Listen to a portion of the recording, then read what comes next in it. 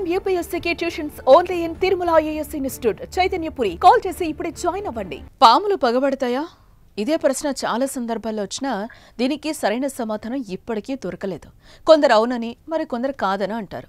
నిజానికి పాములు పగబట్టడం, వెంటాడి కాటు వేయడం లాంటివన్నీ మూఢనమ్మకాలంటూ కొట్టుపారేసేవాళ్లు లేరు.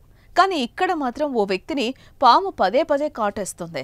ఒకటో రెండు సార్లు అంటే అనుకోకుండా జరుగుంటుంది అనుకుంటాం. కానీ ఆ వ్యక్తి ఇప్పటి వరకు దాదాపు 103 సార్లు పాము కాటుకు గురయ్యాడు. వినడానికి కొంచెం ఆశ్చర్యంగా ఉన్నా తన జీవితంలో ఇదే జరిగిందంటున్నాడు సుబ్రహ్మణ్యం. ఇందుకు ఎవరా సుబ్రహ్మణ్యం? అతన్నే పాములు ఎందుకు పగబడుతున్నాయి ఇప్పుడు చూద్దాం.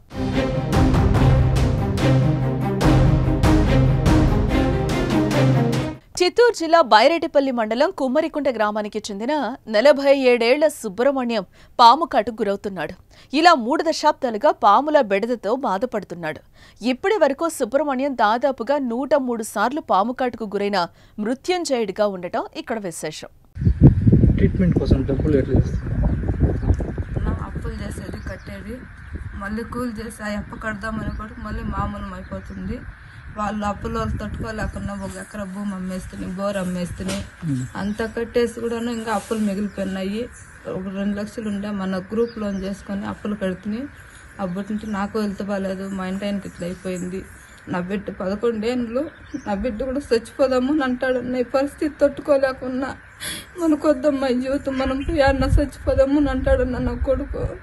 మనకు చదువు మీద ఇంట్రెస్ట్ లేదు. మా అమ్మ మా ఆయన ఎలా బతకాలి అని ఆలోచన చేస్తా ఉన్నాడు. నా కూతురు 2వ క్లాసు, నా బిడ్డలకు కూడా అదే ఆలోచన అయిపోయింది.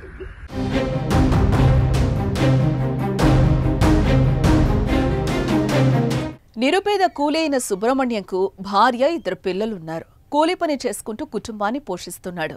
ఇదిలా ఉంటే సుబ్రహ్మణ్యం 18 ఏళ్ల వయసులో తొలిసారి పాము కాటుకు గురయ్యాడు. ఇక అక్కడి నుంచి ప్రతిసారి ఏదో సందర్భంలో సుబ్రహ్మణ్యం పాము కాటుకు గురవుతూనే ఉన్నాడు.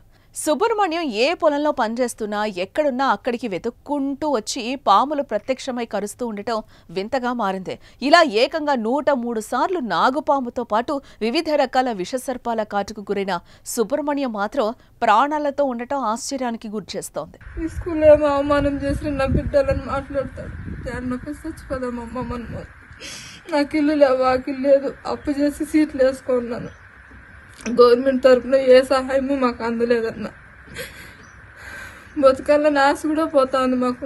ఉండంగా తినేదానికి కొరువు, కట్టే బట్టలు కొరువు, నా బిడ్డలు పోహించుకోలేను, నా భర్తను పోహించుకోలేను, చెరువుల దగ్గరకు పోయి ఆడుకోలేను. నా పరిస్థితి అట్లుందన్న.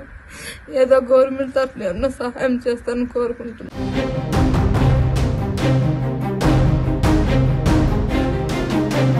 ఇక ఇదిలా ఉంటే 3 రోజుల క్రితం కూడా బైరెడ్డిపల్లి మండలం కుమ్మరికుంట గ్రామం సమీపంలోనే ఉన్న కోళ్ల ఫారంలో పని కోసం వెళ్లిన సుబ్రహ్మణ్యను పాము కాటేసింది.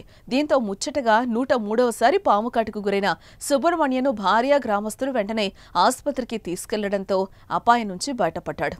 అయితే సుబ్రహ్మణ్యంకు వైద్యం అందించే ఆసుపత్రి సిబ్బంది సైతం అతని పరిస్థితి చూసి జాలి చూపిస్తున్నారు. ఇలా పాము కాటుతో తరచూ ఆసుపత్రిలో అడ్మిట్ అవుతున్న రెగ్యులర్ పేషెంట్ గా మారిపోయాడు సుబ్రహ్మణ్యం.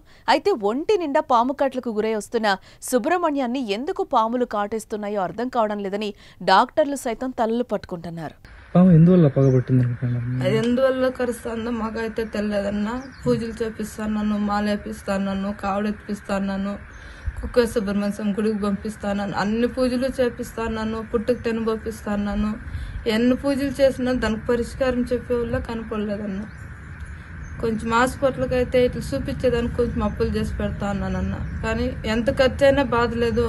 నా భర్త బాగుండాల, నా బిడ్డల ముందర నా భర్త నా ఎదురుగా ఉండాల, కూలీ నాకు చేసేది కూడా వద్దు, నా బిడ్డలకు తండ్రిగా ఉండాలని కష్టపడతా ఉన్నాను.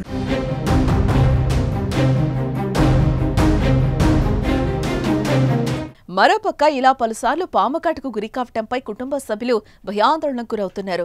ఇలా పాములు కాటు వేయడంతో వైద్యానికి కూడా డబ్బులు లేక అనేక ఇబ్బందులు పడుతున్నామని సుబ్రహ్మణ్యం భార్య ఆవేదన వ్యక్తం చేస్తుంది.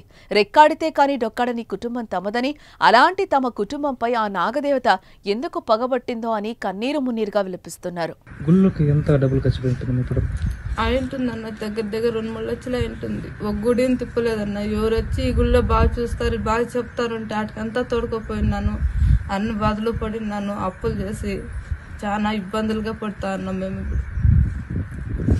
ఇప్పుడు వేలు కదన్నా లక్షలు తాగుతుంది ఏడన్నా పోవాలంటే. ఒక జత మనిషి పోవాలన్నా 10,000 అవుతుంది. 10,000 కష్టపడి ఇచ్చేవాళ్ళు మాకు లేరు కదన్నా. అప్పు చేస్తే మేము కట్టుకోవాలి. ఇప్పుడు తీర్చి చేస్తాము, మళ్ళీ వచ్చి వాళ్ళు కట్టుకుంటే వాళ్ళు ఊరికే ఉంటారన్నా. కూలి చేసుకోవాలి, కట్టుకోవాలి. ఇప్పుడు ఆ పరిస్థితి కూడా మాకు లేదు.